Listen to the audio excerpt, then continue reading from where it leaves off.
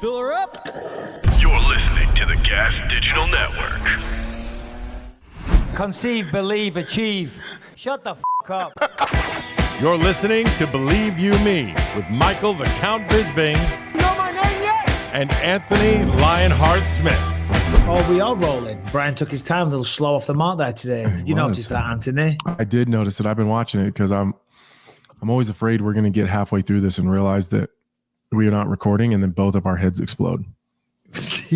I have never done that. You have never done it, although you were slow off the mark today. Welcome to the show. Yeah, welcome to the show, everyone. We got a lot to talk about. Israel Adesanya is back on top of the middleweight division. Wow, what a guy. Lots of stuff to talk about, lots of stories, lots of controversies, lots of bits and bats, fight breakdown analysis, and all sorts of stuff.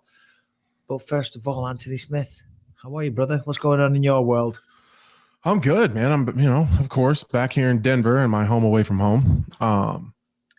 Yeah, same old shit, really. I was in Kansas City all weekend. It was a nice change of pace. My daughter played in a big national qualifier volleyball tournament. So that's always fun, hanging out with the parents and, doing the big tournament thing. It's a lot of fun. So that sounds like high level volleyball, right? Yeah. And what It's kind insane. of father are you? Are you like on her case? Are you giving her a hard time? You're like, oh, for sure. This I'm is right serious. This is high level. I'm right Okay. ass. You want to get a college scholarship? You get your ass to bed. Okay. Right. And you get a Yeah, pearl. they all had you eat curfews. your greens. Yep, they had really? curfews. Oh yeah, their coaches are serious. They all had curfews. Every night there was like a team event, whether it was just something little like like team bonding stuff. But it was a lot of fun, man. It is high level, and I do ride her ass, but not mean about it. But she's lazy. Like all 11-year-olds are lazy. And this is. I just want to say one thing. Don't say you ride your daughter's ass. You're going to get called. You're going to get accused of being the Dalai Lama. Yeah. No shit. That's no shit. I do. I push her though. I challenge her a lot. And I'm screaming, through every play. That's just keep them motivated, keep them moving. Yeah. Because they're 11. They're like they'll get up 7 or 8 points and be like, oh, this is easy. And then next thing you know, they're down 2, and you're like, what in that? The swings in volleyball are really big. So you get in a rut, and they can rattle off 5 or 6 pretty quick, and then you got a problem. So it's fun though, man. I'm more nervous watching my kids compete than I've ever been fighting ever. It's not even close. Well, yeah, I mean, when I see Callum wrestling and stuff like that, I used to be the same way. People always ask me, Callum or Lucas going to fight. I've been training Lucas a lot recently, and he's learning so fast. Just a lot of, on the pads and stuff like that. Mm-hmm. My God, he's a natural.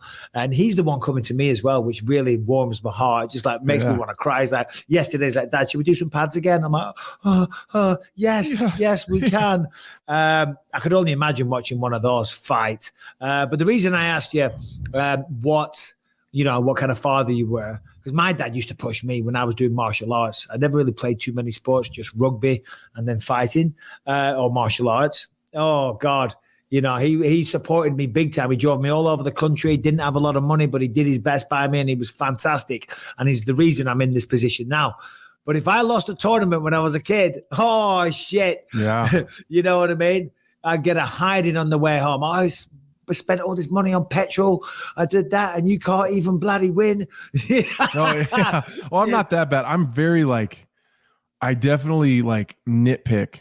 We're a volleyball family. My wife played in college. We've always played in leagues, sand volleyball and intramural leagues. Just her and I, and then now our kids play. So it's just really been a big part of our lives for the last 13 or 14 years. So I critique the shit out of her to the point where my wife is like, just back off and let her figure it out. Like, you're not going to fix take the fun out of it for her. Well, I can't fix it during the tournament. You know what I mean? Like, I can give her it's similar to fighting, hands up, chin down, move your feet, stuff like that. I can give her that kind of small incremental, get her moving and not being lazy, but I can't fix a flaw during the game. And it is enough.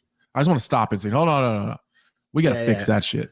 Time out, guys. Do people do that in American sports? Time out, like I see on TV. Yeah, Time out, guys. Huddle in. Let's go. No, my dad would just if I lost a tournament, he'd be like, "Ooh, you missed a few training sessions. You were up late last night." You know what I mean? I'm like, yeah, fair enough. Yeah, Anyway, right. Well, all the best. to Team Smith and their volleyball escapades. Let me see. Should we talk about UFC 287? Well, what'd you do over the weekend? What did I do over the weekend? Yeah. What did I do over the weekend, Beck? She's over there in a little bit. What did I do? I watched the fights. What did I do? What did I do? I can't remember. It's because I didn't do anything. Friday night, I went to an Italian restaurant. We had a nice little meal, nice and chill, nice and quiet. Me, Rebecca, and Lucas. Saturday, worked out like a goddamn beast because, it's just part of my life, Anthony. It's how I live. You are. Just who I am. You know what I mean? Did a 5-mile run, did some bag work and stuff like that. Running. It kills me. Then I went down to Orange, bought some antiques because we do collect antiques. Then we came back, had some fights, had some friends over, had my daughter and a new boyfriend. First time I've hung out with him. What's he like? Lovely. Is he lovely really? guy. And he's a major MMA fan. Yeah, I threatened him. Okay, yeah. Good. Come here, little prick. No, don't be silly. And yeah, watch the fights. And what a night of fights it was. So let's get into that main event right now because, listen, I said Pereira before last week's show. I said Izzy. I'd gone back and forth. The man Pereira had beaten him 3 times, and Izzy all week said, "I'm going to promise violence. What if I beat him? What if I butcher him? What if I do it than he ever did to me?" And it sounds like talk, and it sounds like hype, and it sounds like trying to sell pay-per-views and all the rest of it. But he went out there. That is such an intimidating situation when somebody's beaten you 3 times. It just is. I've done it when someone's beaten you once. That's pretty bad. Twice must be bad. 3 must be bloody awful. Yeah. And he went out there. You know what I'm saying, Anthony? Yeah. It's the guy. Because in our heads, you're like, this guy can't beat me. He can't, like when you're going in to fight someone for the first time, you can't imagine a world that exists where that man can beat you.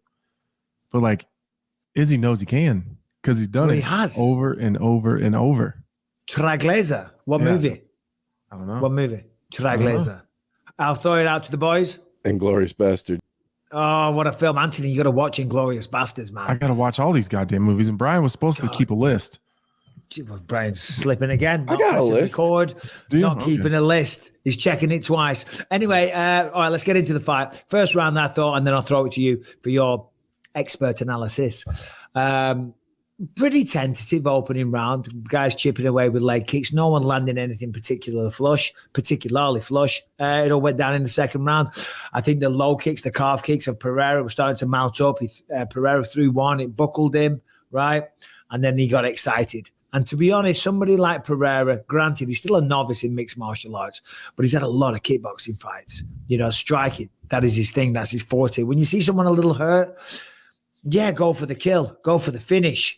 But you've still got to maintain your defensive posture. He was throwing wild hooks, arms out wide, that allowed Izzy to counter. Went upstairs, beautiful combination though, very impressive and aggressive and fast. Up to the head, down to the body, flying knee, just grazes, and then a razor fast landing, 1-2. Oh, incredible. I loved every second of it. I thought the celebration was fully warranted. One of the coolest things I saw, the 3 bow and arrows. Oh my God, so good. Yeah. The first round was definitely tentative, but I think Pereira was doing look at this. Yeah. That's badass. It is badass. It's super badass.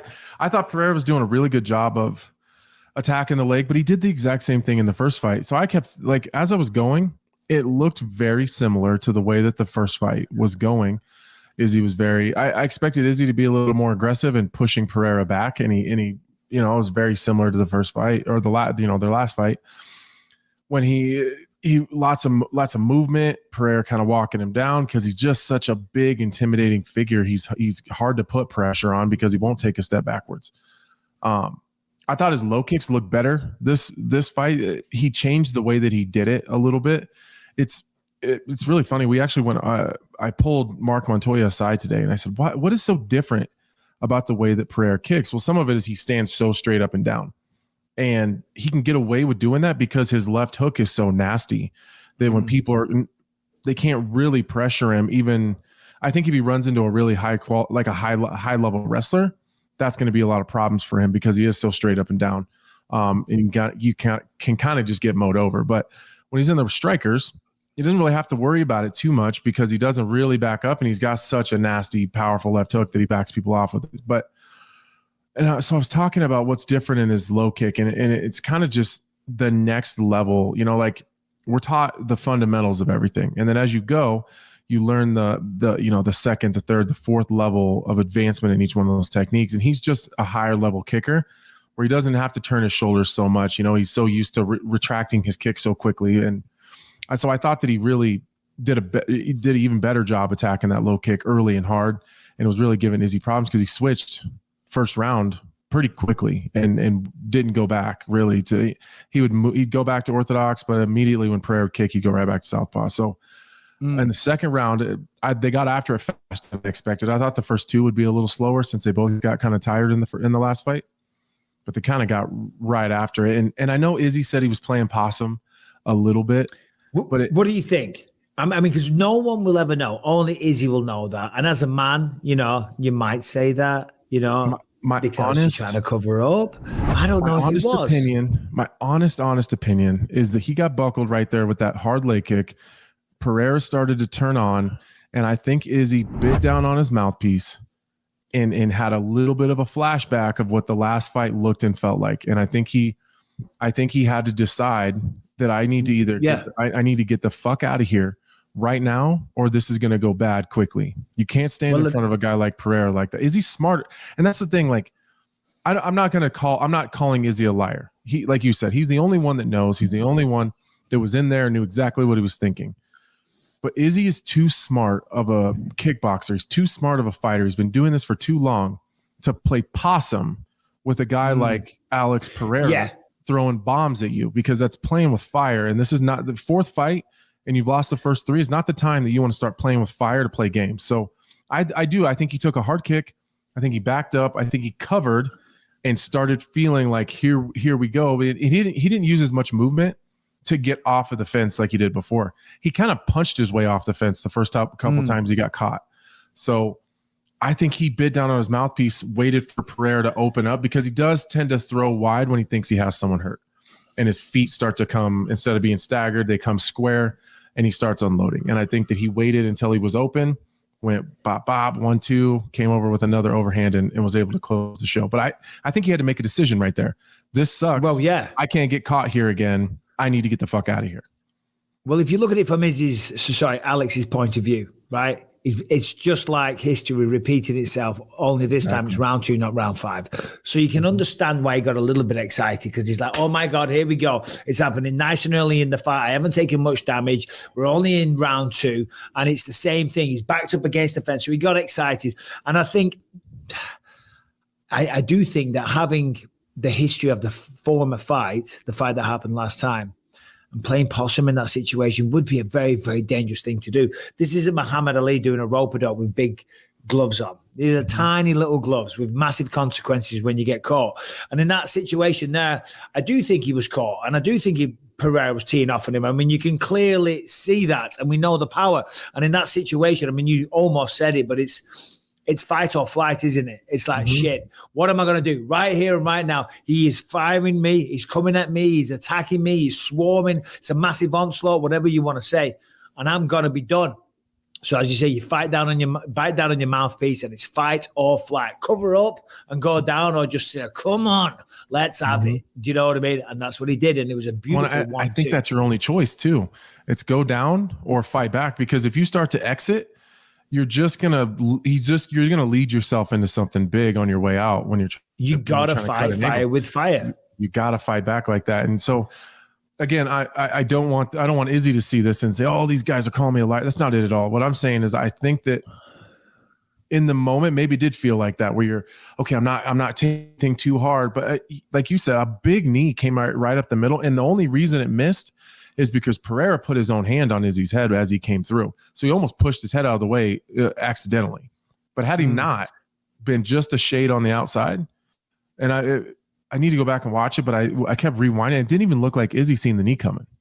It was the punches, and he was so covered, so tight. I don't even know if he's seen it, but it just grazed him just a little bit.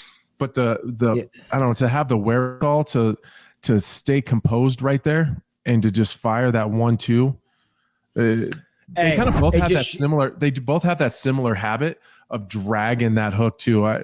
It's crazy how alike they are in a lot of ways. Like if you go back and take a freeze frame of that knockout shot that he hit Whitaker with, when it's kind of hips forward and that hook is just dragging way behind, you can see that after the overhand, Pereira went down, but Izzy was coming with that nasty hook too. So had he even been there, it'd have looked even worse. I tell you what, you certainly can't say anything about Izzy's punching power, because that was two solid shots. And then that hammer fist, that was just pure violence, pure retribution, revenge, serving justice. You know what I mean? Revenge is a dish best served cold. That's years in the making. I think the first one was 2017 or the second one.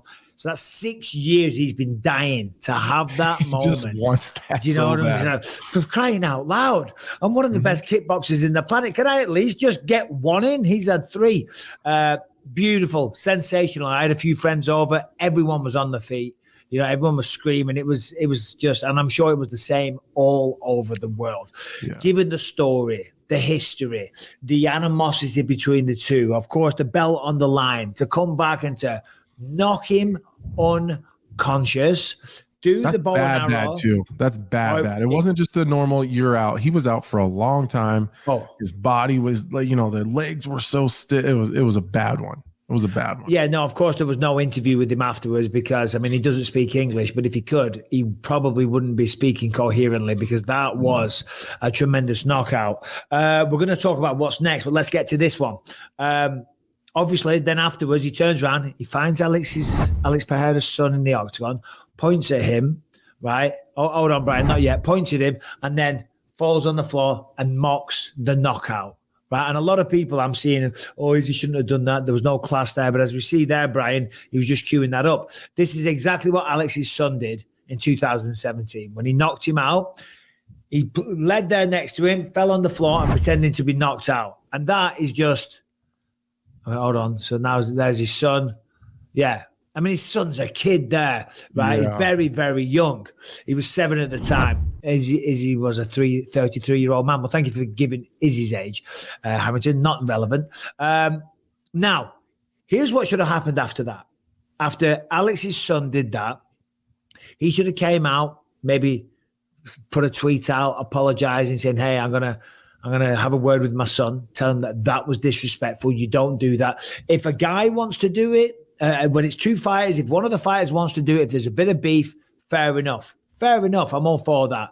Anyone else, cornerman, family, children, whatever, shouldn't do that.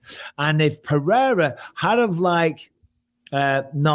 disciplined his son, or just had a word with him, or made him to publicly apologize or something like that, then Izzy would have been bang out of order. But that never happened. That never came. You know what I mean? It's like they all continue to laugh at Izzy. So at that point, what's good for the goose is good for the gander. You know what I mean? And I don't blame Izzy for doing it one little bit. Your take?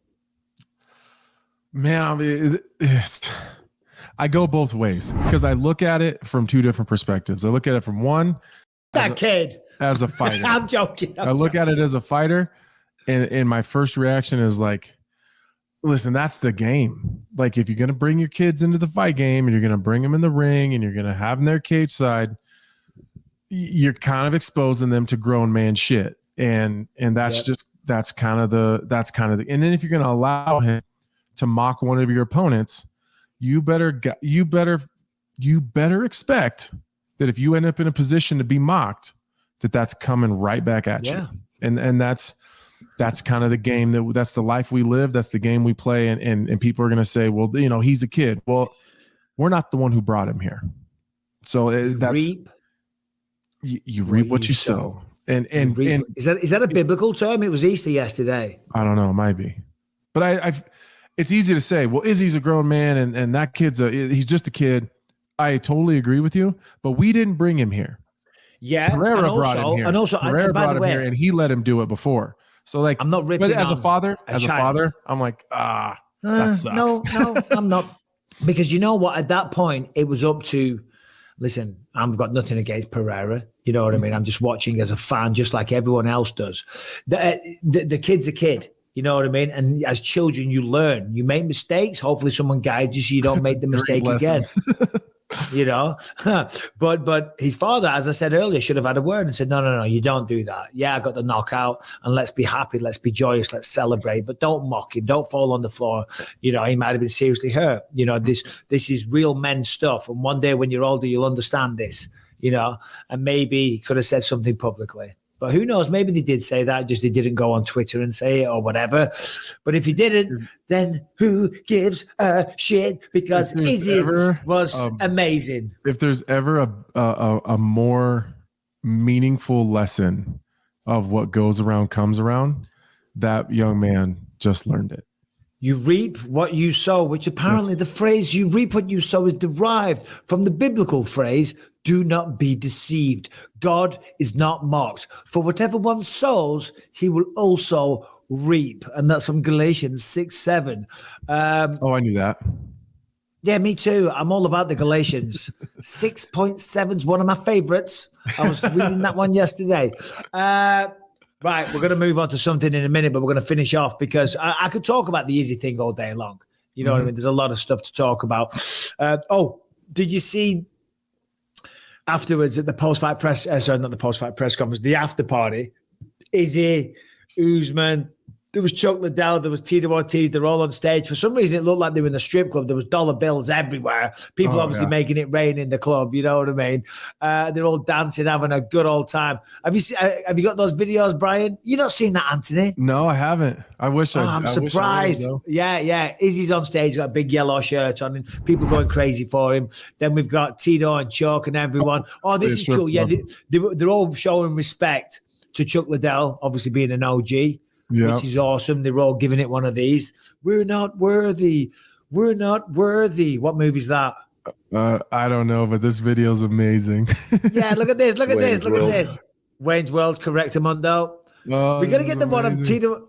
We need the one. Look, there's Izzy enjoying himself. We need the one of Tito Ortiz. I'm not talking crap about Tito, but he was on stage and he was joining in. He was having fun, and he was doing the biggest old man dance ever. Do you know what I mean?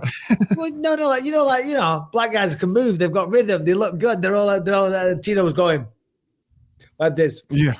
Literally pointing at the ceiling just like that, you know. Hey, I can't dance either. I can't dance either, so I can't talk. Oh, come on. Let's have a look. Tito. Where's Tito? Hold on, but wait. It's at the end. Hold on. Just leave it, Brian. Look at it. They're having a good little sing-along. Oh, whatever. Tito's giving it one of those.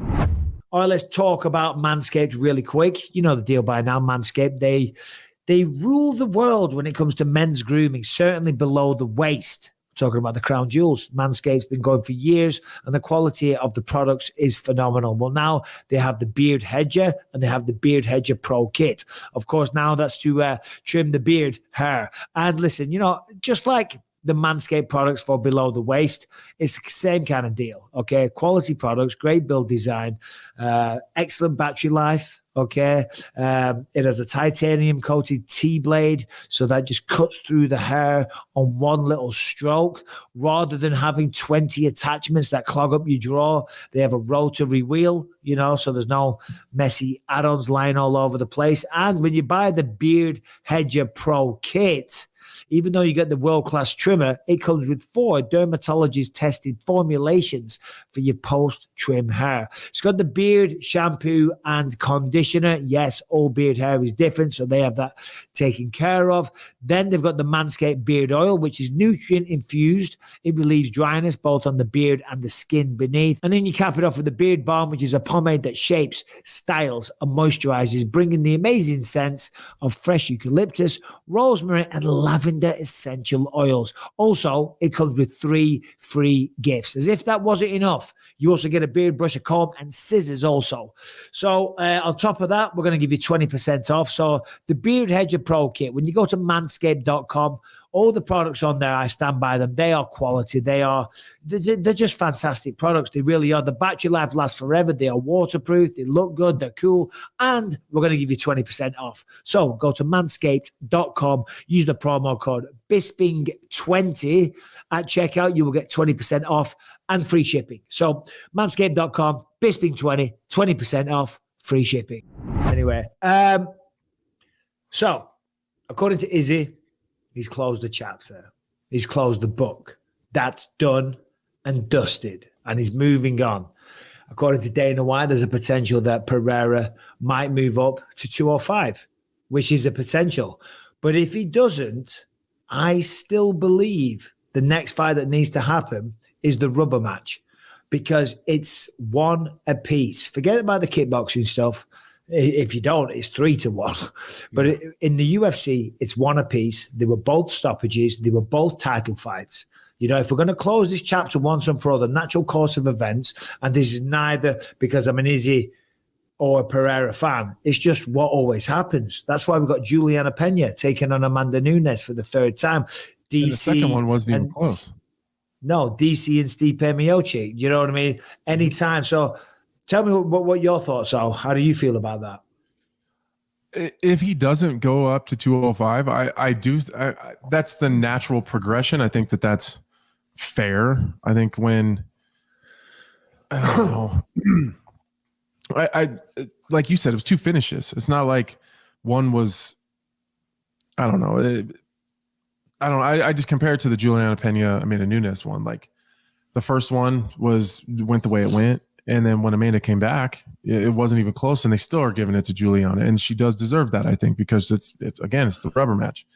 I would like to see a third fight and let them close that chapter, because people and for Izzy's sake, I know in his mind he's closed it, but people are still always going to bring up, well, it's 3-1, it's 3-1. Well, like it'd be real easy if he comes back, if they fight, they roll it back, he fights him, beats him again, however he beats him. And say maybe it is 3-2, but it's 2-1 in the UFC, and that's what matters, and that's what we're. Do you know this will be a really telling thing as Anthony's frozen up there? Now you're back, because I talked about this. Izzy, you've got to respect the man after losing 3 in a row and being knocked out twice. It will be very telling if Pereira is not making the noise for the rematch, because as we 100%. Said before, it's not easy to come back when you've been knocked out and not have a warm-up fight and a tune-up fight and get your feels back, get your mojo back, to just say, no, I want you again. I don't care. Yeah, you knocked me out. That won't happen next time. You got lucky, or however you, what's the word I'm looking for? However you come however you digest it. However you come to terms with it, however you deal with it, that's on you. You know, so it's going to be interesting to see if Pereira's making noise pretty soon, saying, hold on, let's run it back. If he doesn't, then fair enough, because it's up. That's a great point. Like, if he doesn't ask for it, then I'm not going to ask for it. If you don't want it, I don't want it.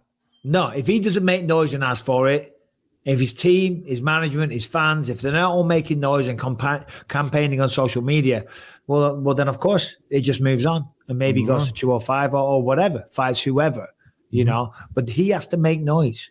He has to say, listen, do the right thing. But if he doesn't, that's on him, I guess. What do you think he does? What's your guess? One would assume he's going to make some noise. I would. You know, he's probably going to fly back down to Brazil, take a little time. I don't know if he's very active on social media, but I'm guessing he goes to 205. You think he goes to 205? I'm not taking away from Izzy's performance here, because there's a risk and a reward with cutting massive amounts of weight. Yeah, when you look at Pereira, he's big. He's massive. So obviously he cuts a lot of weight. That affects your gas tank going into the later rounds. Also affects your ability to take a shot. Right? I think that's what he's saying too. And that's why I didn't bring it up, because I'm not going to take anything away from Izzy. If your chin's depleted because your weight cut, that's your fucking fault. But correct. I'm not taking anything away from Izzy, because there's a risk and reward. The risk is you might slow down and you can't take a shot as well. The reward is you're going to hit way harder, you're going to be way stronger and way bigger. And that's up to you, how you manage that and what weight class you choose to. And if you've been successful with it, all well and good. You can't take away from Izzy just because he caught it and he exposed that, you know. So when he hurt him in the first fight too. And so it's, I don't want to say, I mean, Izzy's obviously incredibly accurate and got power. So, it's not like he's gone through these fights without taking any damage and all of a sudden his chin is gone. I mean, he's been hurt by him before. Yeah. Okay. Okay, but we got lots of other fights to talk about, but there was some shocking news on the news this morning. I'm trying to not watch as much news because it's just depression and sadness and misery. I've never been death. like that until recently. I always want to know everything that's going on in the world. Yeah. And recently I've just been kind of like, oh man, it's too much. It's too much bad shit all the time. Well, Rebecca's over there. She's like, she says, all I do is watch the news because I like to be informed. You know what I mean? And I watch a bunch of different news outlets because a lot of them have their agendas, and you watch two sides and you get completely conflicting stories. Like, best example is CNN and Fox News. Jesus Louise. You would think they were different planets. You know what I mean? It's insane. But one universally seen thing this morning blew my mind. And we were talking about the Bible before, and it doesn't relate to that really, but it could have been a segue. The Dalai Lama. I mentioned it before. Yeah. I mean, so I'm on the news. I'm watching the news. I'm having my morning coffee. Rebecca's brought me my second cup. My second SpongeBob cup, by the way. We should start selling these. And so the Dalai Lama, whoever the hell he is, the ruler of Tibet, from what I understand, and I don't know, he's like some embodiment of God on earth, I think, for the Buddhists or something like that. You know, if I'm getting that, butchering it completely, then apologies. I don't know shit about the Dalai Lama. I don't know much about the Dalai Lama. Okay, I did a quick Google search. He's like the leader of Tibet, I think, and yeah, he's like, you know, the embodiment of their spiritual, whatever they follow. I think. Regardless of that, who cares? He's an old dude. He's an old dude. He's an old ass man. And a little boy is waiting in line to meet the Dalai Lama. And they come over and they try to touch heads. And he grabs him, gives him a kiss on the lips. And then he goes, I want you to suck my tongue. Brian, roll the tape, please, because this is, and people are defending is the kissing on the mouth thing normal? This is Dapper Laughs. And suck my tongue. What the fuck? He doesn't actually do it, does he? He does. That's what I say. You should never meet your heroes. Thanks, Brian. And shout out Dapper Laughs. Yeah. He grabs him under the chin, gives him a kiss. Is the kiss thing normal? Well, do we know that? Kissing a young boy. For the Dalai Lama, like, is that something they do? Harrington, look it up. I don't believe so. It is. I fell down a rabbit hole this morning. It's a weird long-term problem that's been happening. So tell me about the rabbit hole findings. Just a lot of pictures of weird, like, kids licking his neck and like other very similar circumstances, just like this one. It's not. Are we fucking serious? This is just going on. So these pieces of shit. There is no way in the world, I'm sorry, that when you ask somebody to suck your tongue, that's not sexual. No. And he even grabbed the boy to force him under the chin. He grabbed him in to kiss on the lips. And I saw some people on Twitter defending it, saying, no, this is all misunderstood. The boy kissed him, so then he stuck his tongue out to try and make a joke out of it to try and get rid of the awkwardness. That was one tweet I saw. No, that's not what happened at all. He pulled him in for a kiss, and then he asked him to suck his tongue. And Rebecca even said this morning, we've been together 24 years. If I asked her to suck my tongue, she would be like, what the hell are you talking about? Right. No, I'm not sucking your tongue. With you? Right. Weirdo. You know? Suck this instead. I don't know shit. I don't know shit about the Dalai Lama or that culture or that part of the world or whatever. But I do know something that's absolutely disgusting when I see it. And that is so fucked up. Like, that's just next it's all under the guise. It's all under the guise of religion. That's all this shit fucking is. It's all under the guise of something religious, and it's disgusting. And it pisses me off. Well, they're sitting there, the preacher. If I was that dad, I'd have swung a baseball bat right at that dude's head. Oh my God! If I saw that, if that was Lucas. First of all, I'd be like, Lucas, you need to think carefully about what you're about to do, boy. You're going to be out on the streets. You're going around. You're going to get everybody here killed. Yeah. I'm going to swing for the Dalai Lama, and then his security detail are going to kill us all with machine guns. So you think about it very carefully, son. My God. No man alive, no son of mine will be sucking the tongue of the Dalai Lama, of anyone in particular. Not even, no man alive will have their tongue sucked by a Bisping. Or a Fury, for that matter. Okay. You got the best John Fury impression. I wonder if John Fury's ever heard it. Oh God, it doesn't sound like so. him really. No, I think it sounds exactly like it. No man alive. I mean, what is that all about though? Do you know what I mean? And how is the world not? I mean, I think the world is shocked. That's why it's all over the news. But that is just like, it's just a disgusting abuse of power. Do you know what I mean? You obviously people worship this man and they hold him in high regard. And he's asking, I mean, what is he doing? Well, that's weird to me in itself. Like I'm not getting into the whole religion thing, but you know, whatever your God is or whatever you believe in, like it's not a person that's on earth. No. So like the fact. Well, hold on. Well, I'll let you talk. Just Harrington, while Anthony's talking, Harrington, can you do me a favor? Just look up some facts about the Dalai Lama, and then when Anthony's done, just jump on and educate us a little bit, because I think I kind of got the general gist, but I was probably way off in my delivery. Sorry, Anthony. Yeah, it's weird to me when people like worship and like put up on a pedestal like a normal human. You know what I mean? Like if you're a Christian and Jesus is your thing, like I can understand that, or different religions that have different things that they're into. But like when it's a person, like who the fuck is that guy? He's just some nerd. Like that. Like why is he special? What did he do? I don't get it. I've never understood it. Well, you know that could be called a cult. A friend of mine, Aaron Ginsberg, shout out The Cut. It's a production company. They just did a documentary series on Netflix about Waco, Texas. And he was a weirdo. Yeah. Who what else the hell was that guy's name? Some Brimage or Brundage or something. No, not Cody Brundage. And then what was that was the Bundy Ranch, if I'm not mistaken. In Waco? I might be wrong. Hold on, I'm gonna look that up. Look it up. It's not. I don't Brian's know Conspiracy. He burnt the whole house down with all of his kids in it. Yeah, well, check out the documentary on Netflix if you haven't seen it. And then who's another cult leader? Oh, what's he called? Diego Sanchez is his old coach. Oh yeah. Oh. What's his name? Joshua Fabian. Oh my God. It was the David Branch Davidians. The Branch Davidians, yeah. Yes. Yeah. Harrington, have you got an explanation of what the Dalai Lama does, please? Is he around? Is he alive? Is he holding babies? No, I'm alive and well. So in whoa, offended. Just go off and come back again, and just like do it with a smile on your face. Like try it again. Like you're happy to be here. Harrington, can you come in and shed some light on the Dalai Lama, please? Sure can, Mike.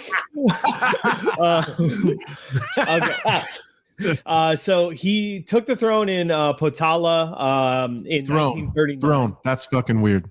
Yeah, at 6 years old. Whoa. King Charles, bro. King Charles, monarchy. Let's rock. That's Coronation coming up soon. We just skimmed over that he was 6 when this happened. He was 6? He was... Yeah, no, he was 4. At the age of 6, he officially became a monk. So the idea he was always an overachiever, that Dalai Lama, I tell you. That tongue-sucking son of a bitch. Come on. He is the spiritual leader of the Tibetan people. Obviously, Tibet was annexed by China, so he has been living in exile in India. And the Dalai Lamas are the reincarnations of the Bodhisattva of compassion, who chose to reincarnate in order to serve the people. And is that like a lineage thing, basically, if you have children from sucking boys' tongues, or I don't know how they get children, but is it like someone dies and they just reinstate the next person in line, or how do they find the next Dalai Lama? There is another person called the Dalai Sumat, something like that, and it's his job to go find the next Dalai Lama. So there's another person whose job it is to go pick through some kids and be like, this is the guy. Yeah.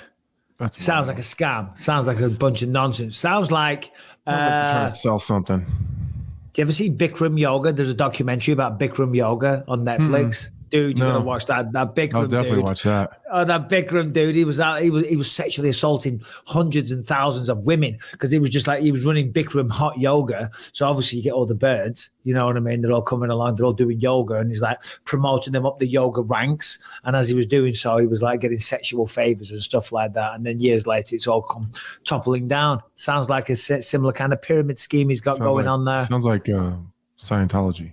Yeah, I got the name wrong. It's the High Lamas finds the Dalai Lama.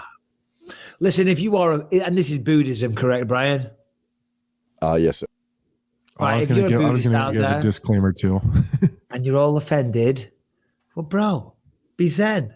You know what I mean? Isn't that what Buddhism's all about? Forgive. Right. We don't know. We're also- ignorant mortals. Yeah. Also, if you're extremely offended by anything that we said, it's not against like the entire religion. It's just this one weird dude sucking boys. Tongue sucking son of a gun. Yeah, it's this tongue sucking son of a gun. It's just this situation. I don't know shit about the entire religion or the culture or anything. I put the It's explanation for the tongue This thing situation in is the chat. weird. For The process can take a long time. It took 4 years. Oh, no. Sorry. Here the it is. tongue sucking thing.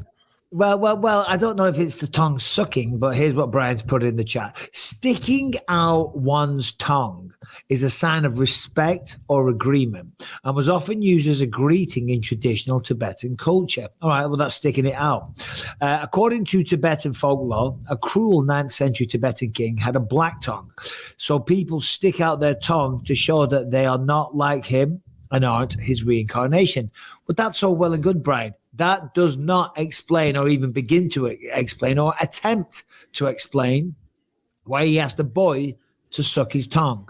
Mhm. And I don't even And like that's where saying we got. those And that's things. where we got the problem. That's the problem. Like, you want to go, look at that. I don't have a black tongue. Get it. Never. You're a weirdo. I don't need you to do that. Stop sticking your tongue out. Whatever. Bisbee, But don't you don't ask ever me to greet suck me your without tongue. showing me your tongue again. What would you do, Anthony, if you were with a man? It was just you and him. You've had a few drinks. You're in the taxi. You're going home. The guy's like, "Hey, bro, great to see you. I had a great time. Do you mind just sucking the tongue before I leave?" What would your response be? I'd open the door and roll out while the car was still going. Oh, have you ever had a No, gay I guy honestly, hit- I know me. I'm pretty like comfortable in weird situations. Yeah. I would just act like I You didn't. say, hear "Go him. on then. Come on then. I'll have a little nibble." I was like, no. Well, first I'd be like, is he serious? And then when he stuck his tongue out, I'd like flick it. It's like, put that back in your fucking mouth, weirdo. Like a lizard on Scarface. You seen that? Like No. a lizard. No, never mind. Of course you I've haven't. never seen shit. You've never seen Scarface? No, never. That's worth seeing. It's worth checking out. We're going to get back to fights in a minute, guys. Don't worry. Have you ever had a gay guy hit on you? Yeah. Tell us. A lot. Is it a lot? Me, I've had it a few times as well. Rebecca thinks I give off vibes to gay men. Michaela has always said that because I'm I think from the outside, I think I look like fairly unapproachable. Like I think I have like a resting dickhead face where I just look like an asshole. But then when you get in some of the social settings or you're just at a bar where like, it's happened a bunch when I'm working for the UFC and you go to the hotel bar or you end up kind of out with some of the staff or whatever. And I think that then they see like, oh, he's a nice guy. And then like, I always want to be like very inclusive and very nice because I don't want people to think that I have an issue with it. So I think I'm overly nice. Like when it's, like sometimes So you it's very, act a little gay just to make them feel no, at I home. think it's You're just, like, there's some people do that are that. obvious, You that's get very, an umbrella in your drink, No, I think it's just obvious. Like sometimes it's obvious that that's a gay guy. So I don't want him to think like, oh, this meathead fighter probably hates me. So I'm overly nice to make sure they're like, sure. know that, hey, I don't give a fuck what you do in your personal life. Let's have a drink or something. But then I think they're like, hey, maybe he's kind of drunk or something. I could just drag him out of here. But I don't know. I always take it as a compliment. Yeah, no. I've never once like got angry never- over it never or anything. bothered me. I mean, there's been a few, but I remember in London, I got off a plane. I saw this guy. I checked into my hotel. I saw the same guy. I'm like, oh, look at you. We were on the same plane. Then later on that night, I'm at the bar. I'm having a dirty vodka martini. It's in those, rather feminine glasses, shall we say. And, I'm drinking a few of them. The guy comes over. Oh, hey, how you doing? So we get talking and whatever. And he's a nice guy. We're chatting away. And then as we're talking, all of a sudden, like he's putting his hand on my lap for a second, and then he's like touching my arm, and all of a sudden the hand goes on my lap like that, and it stays there. Do you know what I mean? I'm like, oh, hey there, buddy. Alarm bell's going off now. I'm like, no. So I'm like, right, I'm sorry if you've heard the story before. I'm sure I've told it. I said, right. I said, well, I'm gonna turn it in. I'm gonna go to bed. Down the drink. And like he probably thinks, because he's put the hand on my leg, and I'm like, oh, let's go to bed. Because Rebecca thinks when I tell the story that I'm giving off all the wrong signs. I'm like, no, I want to get out of it. He's like, oh, baby, let's rock. So I get up and go to the elevator. I'm like, crap. What floor are you on? He says, what floor? I'm like, oh, thank God we're not on the same floor. He was on like 4. I was on like 6. We get to 4. The door's open. He doesn't leave. The door's closed again. I say, what are you doing? He's like, oh, I thought I'd just ride the elevator. I'm like, right, okay. So we go to floor 6. I get out. He steps out. Right? I'm walking down the corridor to my room. I get to my room and I go, what the hell are you doing? He said, I just thought I could come in for a drink. I'm like, no drinks. Okay. He said, well, give me your email address. I'm like, I gave him my fake email address. I'm like, dear. Anyway, no. Should we talk about? I got a couple friends that are gay, and my wife always laughs at me because if you were to go through like me and Steven's text messages, you would think I am full on. Him and I are in a full on relationship because I just like I'll speak to him in those GIFs, the little tiny little videos on your phone or whatever. Yeah. So he'll say something and I'll just send the gayest thing right back to him. And it's like Michaela's like, you got to be careful. If someone was ever like get your phone, they're gonna think you're in a full on relationship with the man. Yeah. I don't know why. I think it's so funny and it just cracks him up. So it's having a laugh. It's having a laugh. I don't care. Should we talk about Gilbert Burns versus Jorge Masvidal? Yeah, I think we should. We should. Let's get this shit back on track. But we do like just bullshitting, though. It's more fun. Look, listen, we all know Gilbert Burns won. Thoroughly dominant third round. I thought Jorge was close not to get it. He was not lucky to not get finished. He's a tough bastard. He took a lot of heavy punishment in round 3. Round 1 wasn't too much happening. I thought Jorge, for the most part, I think he was accurate in what he said when his post-fight speech. He hasn't quite kind of got it anymore. He's not who he used to be. He was a little bit out of range. He wasn't quite as fast or as snappy and pulling the trigger. Gilbert got the takedown at the end of round 1. Round 2 got it easier, controlled him a lot. Now, I thought it was very impressive, given the fact that he wasn't put in any bad situations. Gilbert wasn't able to take the back, establish a very dominant position to get mount or rear naked choke, set up arm bars, or any kind of submission attacks. All right, if you ask Gilbert now, he says that he was definitely greasing, but still, regardless, at the time, I was impressed with Gilbert's defensive positional grappling. Because it's not easy to do against a guy like Gilbert. And then in round 3, Gilbert just teed off on him. I thought the right hand was very impressive of Gilbert. He would throw a straight right. He would switch stances, advance, turn it into a right hook. He would throw uppercuts. Yeah, very, very dominant third round. Give me your take. Mine's very similar to yours. I do have a question, though, and I don't mean this, so don't take this the wrong way. As you got older, did you ever notice that maybe your conditioning started to fall off at all? Was it harder to get in shape, or because I've noticed it that's the one glaring thing I've noticed with Masvidal is that he doesn't seem to carry his conditioning as he's gotten a little bit older. He doesn't carry it as late as he used to. Maybe it's because he's heavier. He was at 55 for a long time. Yeah. But if that's true though, if that is like if you're accurate in what you say, maybe it's because he's not pushing himself as hard because he is a multimillionaire, as he said, and he has other things going on.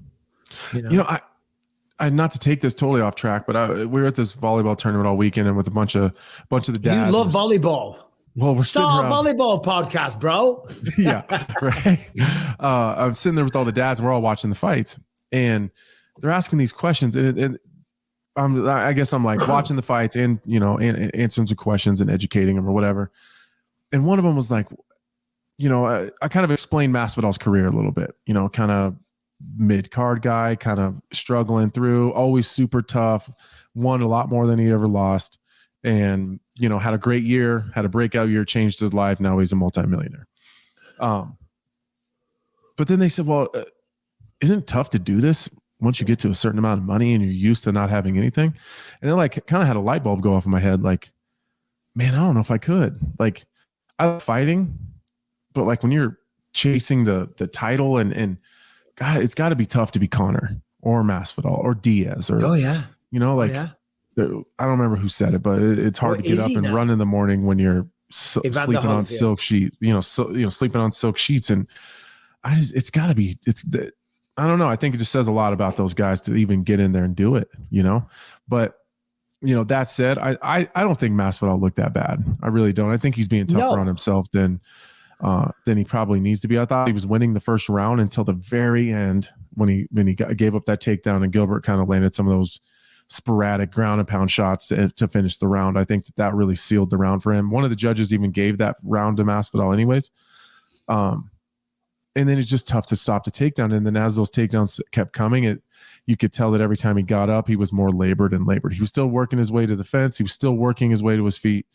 Like you said, he never gave up any bad positions. There was no submission attempts. And so I thought he did a great job there, but he was just so tired once he did get back to his feet that there was really no threat for the most part later on in the fight on his feet, which I thought was a great game plan from Gilbert Burns to take him down. If you can't finish him or submit him there, then at least use the up down with the takedowns and make him work so hard to get back to his feet that by the time he got there, it wasn't really too dangerous anyways. Yeah. No, I fully agree. We'll talk about Gilbert and what's next for him. Obviously, there's a whole bunch of talk. He was demanding at the post-fight presser that he's the backup fighter, which was great. And Dana loved it. And Dana loved it as well and granted him his wish. But let's just, pay homage to Jorge Masvidal real quick. I'm very glad that he decided to retire. Not simply because I don't think he can't go out there and win fights, but the man is 38 years old, right? So it's about that time. He's had 52 professional mixed martial arts contests, of course, a lot of fights there. We saw that he's slowing down. He's not going to sniff the title anytime soon, let's be honest. He's lost to Gilbert Burns. He's lost his last 3 in a row now. 4 in a row, I believe. 4. 2 to Usman, Covington, Burns. Yeah. So it's a long road back. And granted, he could still make some money and still be a draw. But as he said, he's got things going on outside the octagon. He's made a lot of money, so I'm very, very happy for him in that regard. And what a storybook fairy tale ending to put down the gloves or retire in Miami, because that's where he started. That's where he was born. That's where he was raised. You could see the support that he had. And for me, when I retired, I always wanted to have one last fight in London so I could do that, and that's what you dream of. Yeah, that's the perfect way to end a career. Granted, the perfect way is to do it on the back of a win. But that's a hard thing to do. When you win, maybe you keep going. So I'm glad that he called it a day on his own terms. He got to do it in his backyard. I mean, Masvidal will always be remembered for that breakout year in 2019.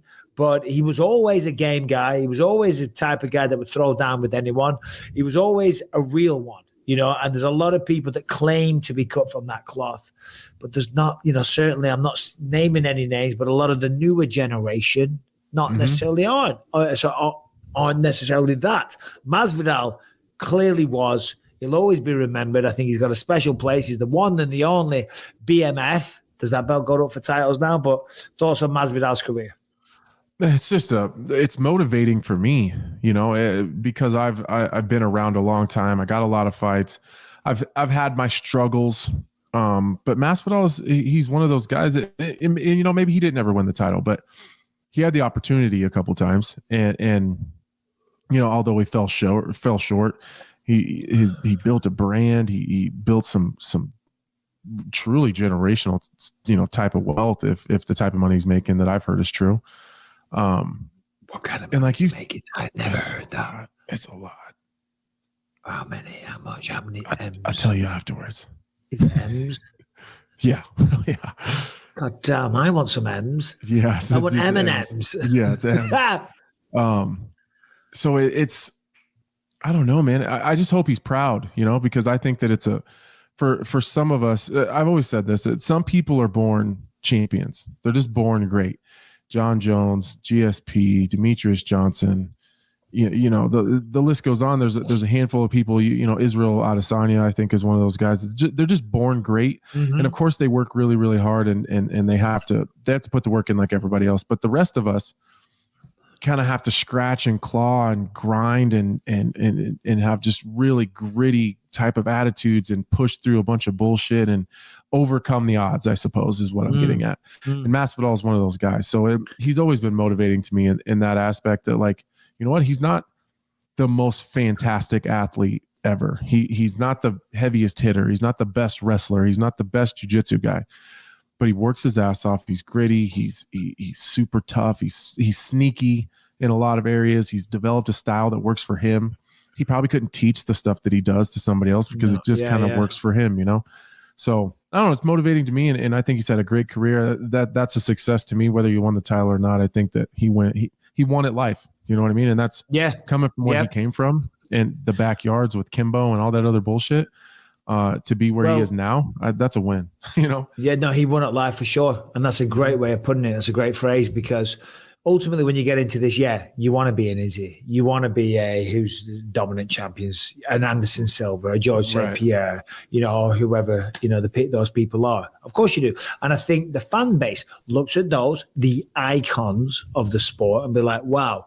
Of course, it's hard not to be impressed and dazzled and just blown away by their skill and their dominance. But I also think there's another set of fans and eyeballs and respect. And it's a different type of respect for a guy like Masvidal, for a guy like you, for a guy like me, for the kind of person that does claw their way to the top. And when they get knocked down, because they always say, don't judge a man on his victories, judge him on his defeats. Or don't judge me on my defeats. What's the expression? Judge me on how I get back up again. It's not how many times you can get hit. It's not how many times you can keep getting hit and keep coming forward or something like that. And it's that staying power, it's that perseverance, it's that refusal to accept denial. Do you know what I mean? That inspires a lot of people. And Masvidal is clearly one of those guys. And he's for sure won at life. And all the best in retirement, brother. So Gilbert Burns putting the foot down, saying, "Listen, I want to be that backup fighter." Dana allowed him to have it. Leon Edwards, though. Here's Harrington, by the way. Connor on Ariel today. Was that today? It was on Ariel today. Was it really? Because he said, Connor says, I've got the silk sheets. I got the satin sheets. I've got the Egyptian cotton duvets. Can't do a Connor, so I can't. Competition is the best buzz there is. How can you not get motivated? Don't know what that accent was towards the end there. It's a wee bit of Irish, but it's a wee bit of Glaswegian or Northern Native, fucking some shit. But Harrington, take over quickly. Ariel posted that this morning, like just a couple hours ago. So I'm assuming it was from today's MMA hour. I will double check on that, but no. So Connor say that weeks ago. Said it's the best buzz. God, get it. I'm sorry, but it does relate to the conversation you guys were having. He did say competition is the best buzz there is. I'm addicted to it. How can you not be? Well, he could be addicted to it, but he also, good luck, he hasn't won recently. Competition? No, is not the best buzz. Winning is the best buzz. Yeah. Like the competition is cool, but winning is way better. Winning is the thrill. Winning is the addictive recipe. That's what people get addicted to. That is the drug that keeps you coming back to walking out through those tunnels and the 20,000 people and the cheer and the applause and the crowd and the booze and then getting out there and taking part. But the winning, that is the feeling that you're like, oh, I can't wait to do this again. Yeah. When you're listening to Jens Pulver, you ever listen to Jens Pulver talk about it? He didn't keep coming back because he loved the competition. He just wanted one more fucking win so bad. He just wanted one more. He just wanted to taste it just one more time. That's why guys keep coming back. That's why nobody stays retired. They just want to taste it just one more time because you can feel what a loss felt like. I can remember what my first loss felt like in 2006, but I've only lost one fight in a row right now. I've just lost my last one, and I don't remember what it feels like to win. That's how fast it goes away. Losses stick with you for life, but and no one's addicted to the feeling of losing. No, and that's you why can't get rid of that. It's the worst feeling on earth. Well, it's not the worst on earth. Let's be honest. For a fight, it's the worst. It feels like. It's pretty bad. But that's why, again, I'm glad for Masvidal that he went out on his own terms and said, you know what? I'm going to bow out now gracefully. because you can't stick around far too long. And Jen's Pulver, there's so many people, they keep coming back and they just want to get that last one and they can't do it. Who were some recent examples of that? Who kept fighting like, ooh, you might not want to do that. Harrington and Bryan, there's a lot recently. Who was the recently? Yeah, Marlon Moraes, Tony, Frankie. Tony, yeah. I don't want to talk bad. Leon Edwards says that Colby Covington fight will not be happening. Colby Covington. I wish he wasn't doing this. Can you bring up Brian on Covington's Instagram? What did he call him? It was a good put down. He said, "Yeah, listen, mumble mouth." Whatever it was. He said, yeah, you won't give me the title fight, just like the British wouldn't give us our freedom. So we took it. And I thought he knows how to play into that American fan base. Mm-hmm. Yeah. So what do you think, though? Oh, I thought Harrington was pulling it up. Sorry. I don't want to give me the title shot, mumble mouth. I recall the British not wanting to give Americans our freedom either. So we took it. Yeah. Go on. What's your thoughts? You were saying about Leon. I don't know why Leon's doing this right now. I don't get it. Just look at this purely financial just for a second. You're the champion with getting pay-per-view points. Why wouldn't you want Colby Covington? I don't know why you wouldn't. I really, really like Bilal Muhammad. He's not nearly the draw pay-per-view wise that Colby Covington is, and it's the same style. So it's not like you're getting an easier fight. You want Hamzat? That's an easier fight than Colby Covington? Like, what do you want then? Because there's Colby's, again, Colby, he'll see this and he'll probably have the whole BYM shut down if he hears me say this. He's the least. Say it. Comes on board 2 minutes. I've been running this podcast for 8 years. Anthony Smith gets on, the whole thing's shut down. Colby Covington is going to have Donald Trump shut the whole thing down. He's not gonna hurt you. Like, even if he wins, he's not the guy that's gonna just throwing sick ground and pound that's just caving people's heads into the mat. Like, he's gonna be ruthless and relentless with the takedown, but you just beat a guy that beat him twice. So, like, I know styles make fights, but he's a less dangerous striker, in my opinion, than Usman. He's a little more, he's a more tenacity when it comes to the takedown, but it's the same style, whether you're with Bilal, Colby, or Hamzat, or Gilbert Burns. They're all four looking at takedowns. So if you look at those four guys, if I was Leon and I said, okay, I have Hamzat, Bilal, Colby Covington, or Gilbert Burns, who do I want to fight? I would take Colby every time, even take the money part out of it. Yeah. Colby's going to be the guy he's not going to be nearly as dangerous on his feet. He's going to be 100% predictable. And he's probably the least physically imposing guy of that group. So I don't know what else do you want? You know? And I'm not talking bad about Leon. I just don't understand. No. And piss the boss off in the process. Like, Dana's not going to like that. Like, why ruffle feathers so quickly? I think physically, Colby does have a lot of physical attributes in terms of speed, pace for sure, and stamina, cardio for sure. So it's going to be a relentless attack. But I understand Leon had Masvidal of won, because that right there would have been a huge fight, but he didn't. And as Leon that's said, what I thought he was waiting on. But once he didn't win, I thought he'd just say, "All right, fuck it." Let's take Colby. Masvidal fumbled the bag again.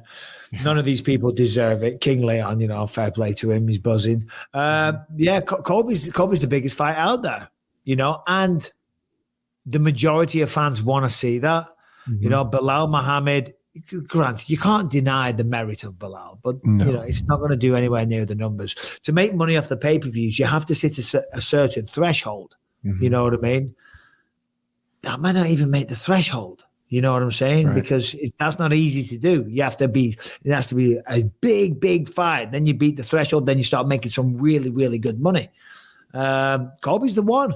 And we said this recently. We had this conversation coming off the back of 2 bloody Kamaru fights. Oh, that training parlays into that fight perfectly. All right, let's go through some of the other stuff. In fact, Harrington, give us a non-MMA story. What have you got for us? Come on, give us a quick update on the baby then, or Jane. As one baby and start slacking, Anthony. I don't understand it. How many kids have we got? We never drop the ball. Never. Yeah. All right. Okay. All right. He hit us with the okay. That was like we do drop the ball. Yeah, I was like, what do we drop the ball on, Harrington? Honestly, I'm sorry. I got a little distracted because she is sleeping with her little leg up, and it's very cute right now. I got 3 Grow up. children. I can sleep with my leg up too. I don't think you can. Yes, I can. Really? Yeah, I'll show you. I'll take a picture. Please We've all don't. got kids. We've all got things going on in our lives, but when we're doing BYM, we have to put that out. We have to stay focused. You know Fair what I mean? enough. Jeez, All right. Don't get used to it being so cute. Here pretty soon she'll be telling you how big of a piece of shit you are. So yeah, that's right. She already is with her eyes. And you'll be going on about volleyball games. Yeah. And next thing you know, that's all you can think about is volleyball. Go on, Harrison. What we got, buddy? Well, seeing as we're talking about kids and Gilbert Burns, I think this makes sense. Some Instagrammer thought it would be a really cute idea to mess with Gilbert Burns' family on the streets of Miami. Hold on. Yeah. Before we play, do you think that's what this was, or do you think it was an innocent question? Oh, I think he was being an asshole. Come on. Oh, you do? You do? Well, for context for everybody, let's play the tape. Yeah. On last knocked out, which 3 fighters? Jorge. Really? Jorge. Oh, you don't like him? It's knockout my husband. Oh, I'm sorry. Different question. I didn't know that. Jorge. Daddy. Who's your husband? Gilbert. Yeah, that's him. Yeah, that's correct. That's correct. For Alex Pereira, can you name the last 4 Brazilians? All right. UFC champions? Do you know what? After watching that again, yeah, he knew because he kind of laughed, didn't he? He laughed. Yeah, he's being an asshole. What a prick. Who is that guy? Let's get it. On behalf of Gilbert Burns, one of the nicest guys. And by the way, if Gilbert was there, you wouldn't pull that crap because Gilbert might look all cute with that little afro. You know what I mean? And he does look lovable and cuttable. You just want to give him a little hug, don't you? Like a little teddy bear. You know, that'll rip your goddamn head off, shit down your throat, submit you, and knock you out all at the same time. What would your wife have done? Rebecca, what would you have done if someone came over and asked you something and it involved me getting knocked out? The answer. Would you have been bothered? She's right there in the background ordering lots of things. Come over here. Come over here. If someone came over to you and said something about someone, you know, like a reference to Dan Henderson knocking me out, let's just go. Who was the last 5 people Dan Henderson knocked out? Who was the last people that Dan Henderson knocked out? And I was in the answer. Would you have been offended? This not a good interaction. You're 6 steps away. You're supposed to get up and come over, but forget it. No, she had a chance. Go back to spending money. Yeah. Well, what a prick. Let's get him. Yeah, that's an asshole move. Like, I don't know why we're just pulling. Like, why are we gonna mess with people's wives? I would never think of and doing children something like that. And children.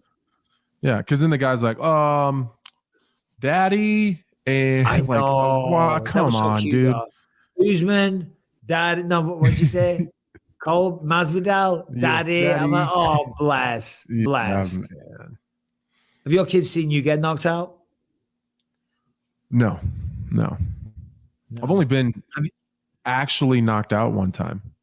I've been TKO before, like, yeah. It was in Strikeforce. All right. Have they seen you lose the fight? Sorry. Yes, they see me lose. Yeah. How did he take that? You know, they're okay as long as I'm okay. You know, I've only been real beat up a couple times where I've looked really bad, so not too bad. You know, they move on quickly. They just want me to be healthy and okay. They don't really care whether I win or lose. Yeah. Rob Font, Adrian Yanez, what a fight. 3 minutes of nonstop bloody action. Yeah. Yanez, listen, he's been on the show a couple of times. We know he's a sweetheart. Rob Font's also a friend of the show. Both solid guys. You know, Yanez, I think, became the victim of his own success because he'd had 5 fights, 4 stoppages on quite the test, something like a 10-fight win streak. His boxing is beautiful. Rob Font, we know he fights behind the jab. Yanez early was slipping the jab perfectly, firing back with beautiful counters. And as I say, a victim of his own success because generally he has been able to stay in the pocket, survive there, thrive there, and win the fights there and get the knockout. Rob Font, he stepped up a big jump. I think he's ranked number 12. He jumped up to number 6. You know, there's clearly an improvement in the quality of the fighters that you're going up against. And Rob Font, being a veteran and just being world class, was able to take some of those shots. Looked like Yanez was going to get him out of there because you could see the damage on the face of Rob Font, but he starts teeing up, starts landing the jab, double jab, right hands, going to work, and then a huge hook, drops him and puts him down. Yeah, it's sad to see because Yanez is beautiful, but hey, fair play. Rob Font, the best man, won. It was kind of sad for me in general, just because I like Rob Font. I like their whole team. You know, I think their coach Tyson is just an incredible person, just a really awesome leader. That they have. Yeah, they just have an incredible leader in that dude. He's really cool. So I like all those guys. So it kind of sucks seeing Rob Font kind of just getting kind of diced up at the very beginning there and is having a hard time finding his timing. But then I felt really bad for Yanez once he figured out his timing and his range on that jab. It was like a piston. Like Yanez couldn't get out of the way of that thing no matter what. And then once you start running into jabs like that and you can't get around it, it's almost like it blinds you to everything else that's coming. And so he was doing everything he could to try to figure out that jab, and it just excuse me. Rob Font just started coming behind it with other big shots. I don't have if someone was going to lose in that fight, Adrian Yanez is the one that can afford to right now. So he's got plenty of time. Yeah. He's going to learn a lot from that. He's going to grow a lot, and I think it'll end up being a good experience for him in the long run. I think it'd be something he'll look back on and have taken a lot from it. Rob Font really can't afford to lose one like that right now, especially to a guy that's ranked much lower than him. So, shout out to Rob Font. I thought it was an incredible performance. He really stepped up, and shout out to Adrian Yanez for taking a big swing. And you know what? Sometimes you miss, man. Sometimes you miss. That was Rob Font. That was Rob defending that number 6 point, ranking, and saying, "Hey, listen, this is my spot. I'm going nowhere." Because if he'd have lost to Yanez, he might have dropped down. I don't know about dropping down to 12, but he would have dropped a significant amount of numbers. He lost to Marlon Vera. He lost to Jose Aldo. No shame in them. No shame in losing to Yanez, but still 3 in a row. It's like, oof, you know what I mean? Yeah, then people start to ask the questions. Is he done now? Is his best days behind him? Is he going to call it a day soon? He clearly can't become the champion. But no, that's not the chatter now. He's still got it. Still a top contender. Still a prospect. And you never know. You never know. There's a lot of big stars at 135 right now. All right, let's talk about Shopify.com. Listen, if you are an entrepreneur, if you have a business, if you're selling things, you need to be online. You need to be selling to the world on the World Wide Web. But that sounds complicated. It sounds time-consuming. It sounds expensive. And the reality is it can be, but not with Shopify.com. Shopify is the commerce platform that is revolutionizing millions of businesses worldwide. So whatever it is that you're selling, Shopify will have you covered. Shopify covers every channel, from an in-person POS system to an all-in-one e-commerce platform. It even lets you sell across social media marketplaces like TikTok, Facebook, and Instagram. Packed with industry-leading tools ready to ignite your growth, Shopify gives you complete control over your business and your brand without having to learn any new skills in design or learn how to code. I mean, who wants to do that? And of course, as soon as you sign up, Shopify lets you accept every major payment method. So, I mean, listen, there you go. It's all there for you. It's cheap. It's quick. It's successful. It's always integrating. It's changing. It's evolving itself as it learns and it grows. It's like an artificial intelligence platform that's going to make you tons of money. All right, maybe I went a bit overboard there, but the reality is Shopify is very, very simple and it's very cheap. In fact, it's ridiculously cheap. Right now, you can sign up for $1 per month for a trial period at shopify.com/believe. Go to shopify.com/believe. Take your business to the next level today. Shopify.com/believe. You can sign up for $1 per month. I mean, come on, give it a try. Let's make money. Become the next Jeff Bezos. Do it all through shopify.com. Opening up the main card, though, Raul Rosas Jr. I thought he is going to learn a lot more from that fight, and he's lucky in some respects that he lost that fight, because he's going to become such a better fighter because of it, because he's 18 years old, right? I mean, where do you start? 18 years old, doesn't know about, well, he's kind of one-dimensional, okay, but that one dimension has got him to where he's at. He needs to manage his gas tank. You know, there's a lot of things he needs to manage, but he's 18 years old. Of course, he's going to be, confident. He was talking about being a first 3-weight division champion. I think we might slow the roll on that one a little bit now, but I get it. Listen, you're 18 years old. You haven't met adversity yet, and all of a sudden you're the belle of the ball. You're opening up 2 pay-per-views, and he truly believes that he could go a long way. I thought that his opponent, Christian Rodriguez, defended perfectly, or very, very well in the first opening round. And in rounds 2 and round 3, he took over. His positional awareness was fantastic. His sprawl was great. The takedown defense, and he slowly started beating him down. And you could see that Rosas Jr. was getting tired. Rodriguez was coming alive and enjoying the moment and enjoying the fact that he was getting to give some punishment back. And I think what we saw was a boy versus a man in many ways. Yep. I was talking about this on the BT Sports Show. You got to remember, women can come to the UFC, and I'm not making this a man versus woman issue, but this is just the physics of the matter, the biology part of me. If women come and sign with the UFC early, they can compete against older ladies better than what men can, because testosterone doesn't play such a big part in their physical makeup, in their DNA. Men are still getting exposed to natural testosterone, okay, for a long period of life, but it's still pumping hard. At 18 years old, you're still building up, you're still bulking up, you're still putting on muscle, you're still getting stronger. When you're 25, 26, 27, and so on, you've hit your peak. Maybe we'll even say old man strength. As you're getting older, you're still powerful, you're still strong. Right. If anything, even stronger. And I think that's what we saw there. That being 18 years old, not only on the technical side of things, the emotional side of things, which is all a whole different thing, but just the pure physics or the biology of the man at 18 years old, he's still got a long way to go. Yeah, I think when you said maybe it's better that he lost here, because it only goes up from there and they only get harder. So, yeah, I do kind of want to stick up for Rosas just a little bit.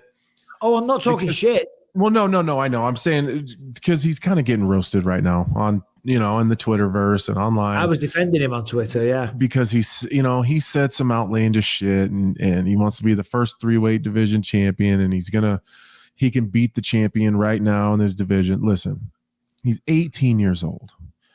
When all of you at home right now, half the guys listen here were somewhere drinking with their buddies at 18, telling them how goddamn cool they were in their little hometown or their high school, or going to college parties, spending the whole time talking about themselves. This kid is 18 years old and accomplished more than the average 18-year-old man or 18-year-old boy. He doesn't know what he doesn't know. And he has no reason to not believe those things.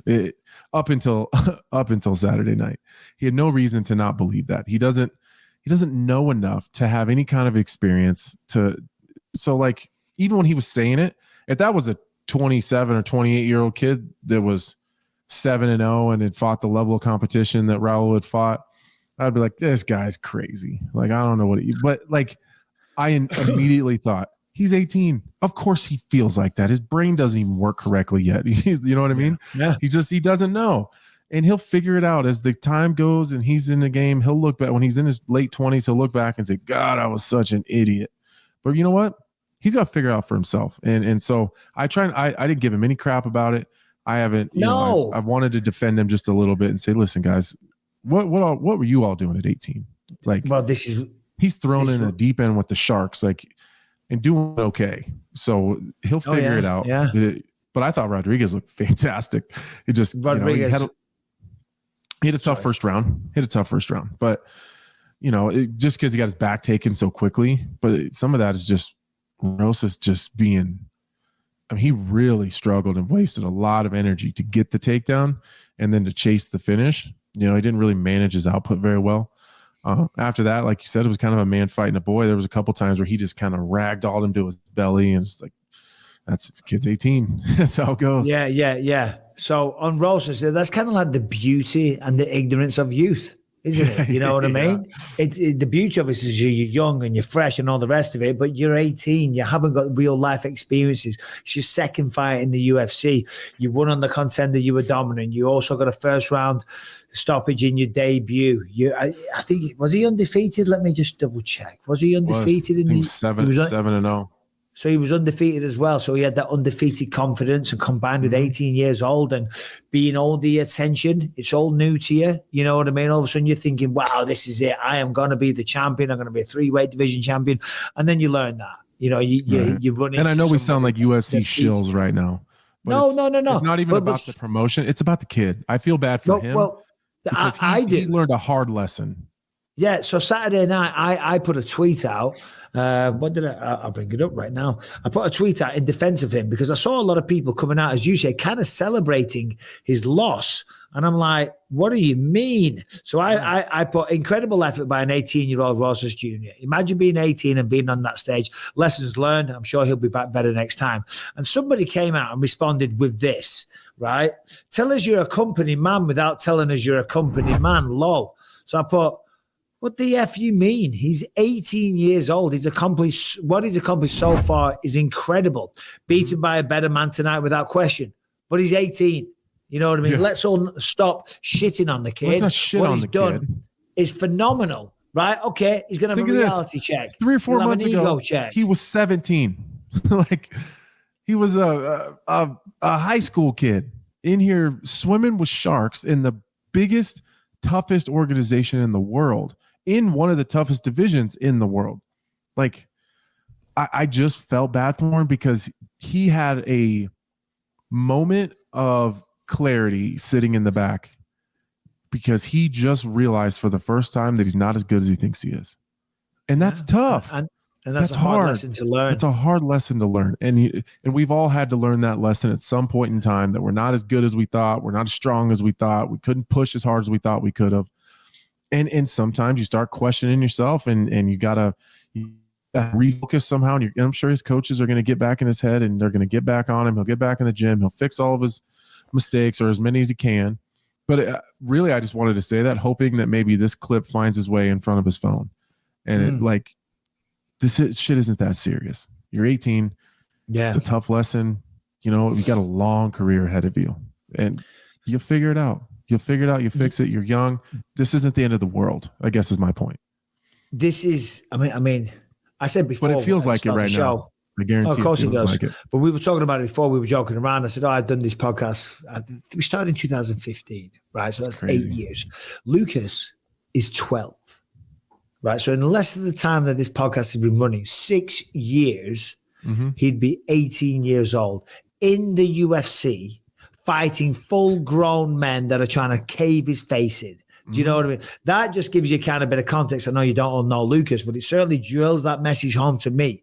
Yeah. And you're still a child at 18. Anyway, we've talked about Rosas Jr. a lot. Got to give props to Christian Rodriguez. He slowed the hype train, or stopped the hype train. Congratulations to him. He looked fantastic. Harrington, we have some other MMA news and things to get to. Kelvin Gastelum, Chris Curtis, fight of the night. That was incredible. Fucking phenomenal. What a fight that was before we get a non-MMA. Go ahead. Yeah, well, Kelvin needed it for sure. He needed that win bad. It'd been a while since he'd gotten one. He'd been out for a while. He'd had some tough time just making it to the fight. I thought Chris Curtis looked fantastic as well. I mean, we could go and talk about the X's and the O's. At the end of the day, they went at it. And I know that Chris Curtis feels like he won that fight. I think it's one of those fights that's just so close. It's hard to make an argument either way. Was happy to see Gastelum get a win though. Yeah, no, it was. Sorry, I'm just looking at the notes there. Yeah, good for Gastelum. I'm looking at the time. I might have to dip out early on this one. Oh, Dipperoonie, eh? Oh, my God. Jesus, you heard it here first, guys. I know. Jan Błachowicz. That's all I got left. You got what? 3 weeks, and then I'll be back to normal. Jeez Louise. With some bits and bobs in the background? Yeah. I'm ready to get back to my home studio, that's for sure. The believer sent in bits and bobs. Come on. I was just laughing at this on the notes, Harrington. You put in here, obviously, people calling out Adesanya. Robert Whittaker congratulated him. And, obviously, he wants to get another crack. Jan Błachowicz, who beat him at light heavyweight for the belt, then added, he says, Jan then added an offer showing a picture of him on Instagram smoking cigarettes and drinking black coffee to start his weight cut to 185. Brian, show us that picture. Harrington. Give us your thoughts. Get on the show, Harrington. Come on. I saw the pictures like holding a cigarette in his mouth. Look at that. What is he doing? You think he's being serious? No, it'd be lit if it was serious. No, I'm saying, do you think it's serious that he wants to cut to 185? Oh, yeah. There's a lot of smoked cigarettes in that one. I was going to say, if I stop smoking, I gain weight. So he might be onto something. Błachowicz 185. I mean, he's a big dude. He's a big dude. He's thick. He's not. Yeah, he's very thick. He's not crazy. He'd have to lose a lot of weight, but it is an interesting proposition. And for Adesanya at 185, he's sick of going around the block. He's sick of fighting the same people. He wants fresh challenges.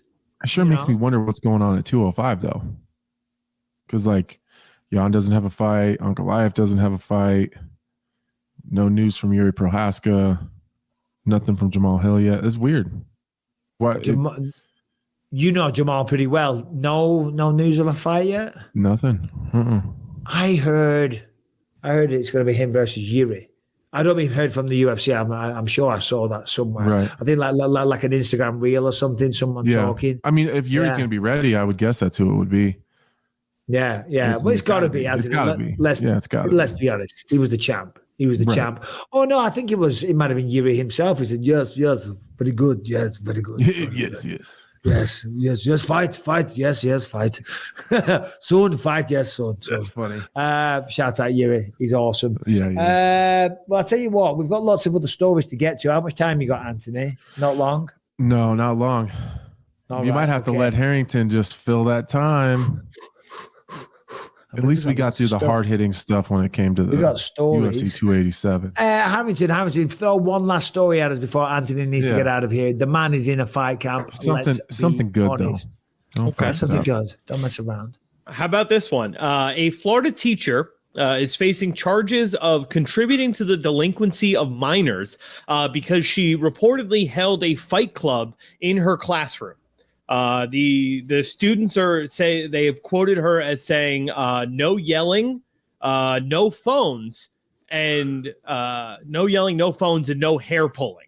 The teacher herself says that while she didn't organize the fights, she also didn't go and get an aide to try to break up any of the fights. So she gave 3 rules, but she forgot the first rule of Fight Club. Anthony, what's the first rule of Fight Club?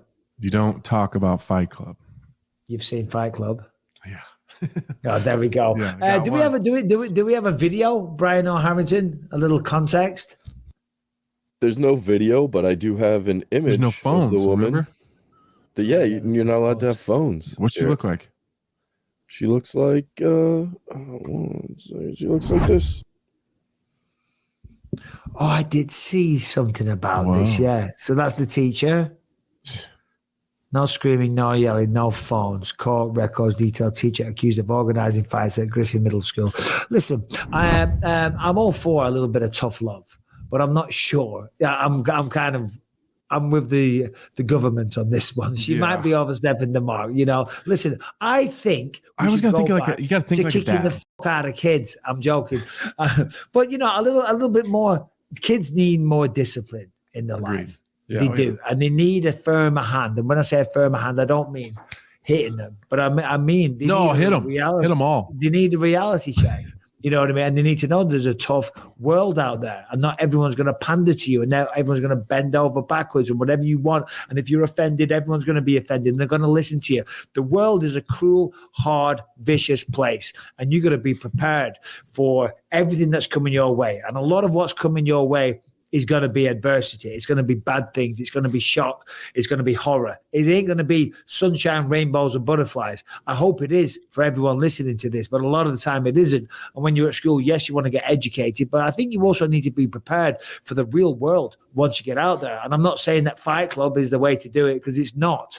But I do believe that that's one far end of the extreme of the spectrum. And the other end is kind of what we're seeing these days in schools. I got to bring my hands closer together because But what do you think?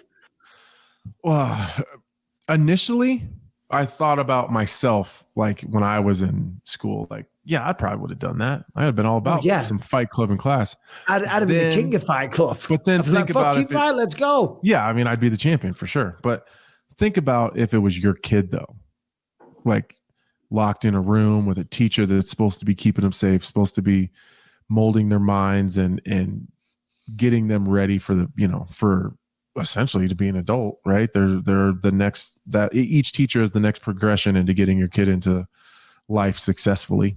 So if that was one of my kids, either participating or even being in there, and like no phones, no screaming, no yelling, no finding an adult, a real adult to be in the room and say, hey, this is goddamn crazy. I'd lose my shit. I would lose my mind. Yeah. So I think I've been doing a better job lately of trying to think of things, not just my perspective, but my perspective as a parent. It's like similar to the Izzy Pereira thing with his son. Like from my own perspective, like, yeah, I totally get Izzy being pretty pissed about that and wanting to get back. But at the same time, I'm also a parent. Like, oh, that's a tough one. But the reality is not everyone can solve problems with their fists, and that's okay. So in that environment there, you're putting a large percentage of children don't want to get in fights, and you're forcing them to have fights and things like that. And that's a large percentage of them don't even want to see them. Like it's kind of just watching fights for some kids is a traumatic thing. Yeah, no, without question. Yeah, that teacher's out of a goddamn mind. But as I say, she's crazy. She's a crazy person for sure. You're gonna but that was me out of one though, for sure. I'd have loved it. I would have loved school. Like, I'd have been showing up early. Can't wait till third period. I'm 3-0 this week. Today. I want that dickhead. Yeah, remember? Exactly. Remember. Fighting has solved every problem I've ever had. Got me where I am. But yeah. All right, listen, we'll let you go on that one, Anthony. We got an hour and a half out of you anyway. Yeah. When's the next training session? It's 45 minutes. Oh, all right. Well, you go relax. So what's the plan for the next 45? Naparuni? Well, 20 of it's lie driving. Down? 20 of it's driving. So I'm gonna throw some laundry in before I leave. You're gonna do laundry as well in 45 minutes. That's a real man. Ladies and gentlemen, that is Anthony Smith. He's out of it. Goodbye. I'll see you guys in a couple days. I'll see you soon. We'll talk soon. I'll text you. Yeah. Bye-bye. All right, as you can see, I'm now riding solo, so don't worry. You don't have to log off. You don't have to turn off, because I'm turning off on you. We're going to save the questions for Thursday's show. If you have a question, send them into bympod@gmail.com. Harrington, are you around? Are you there? Are you alive? Oh, I'm alive and well. And I want to let people know that if you're listening on iTunes, Spotify, wherever you find podcasts, make sure you subscribe. Leave us a 5-star rating, positive review on those platforms. It helps us out. If you are watching on YouTube, make sure you subscribe to the channel and you hit that notification bell to find out whenever a new video drops. And if you want to catch over 400 videos you can't catch anywhere else, completely ad-free and totally uncensored, head to gasdigitalnetwork.com. Use the promo code BYM. Get yourself a 7-day free trial. Check out over 20 great shows on the network. Well said, as always, Harrington. And there he goes. He's very, very stage fright. He's scared. What's going on, Harrington? My word, you don't have to jump off. He gets one baby and just leads me to it. What can I say? I just realized we never talked about Kevin Holland and Santiago Ponzinibbio. It was a great fight, so we'll get into that one on Wednesday as well. Give you our thoughts on that. Lots of other big stories that he did in the North, but Anthony's jumped off. We've done 90 minutes. I've got a lot of stuff to do. I leave town soon as well, so we're going to wrap that one up there. if you don't mind. That's not because of you, Harrington. It's not because of you, Brian, or you believers. It's because of Anthony Smith. Let's be honest. You know what I mean? He had another 45 minutes. He could have done questions, choosing to do laundry. You know what I mean? Choosing to not be late to his very, very important fight. You know, how dare he? All right, guys, listen, thanks for tuning in. As Harrington says, subscribe and ring the bell. And we'll be back on Thursday.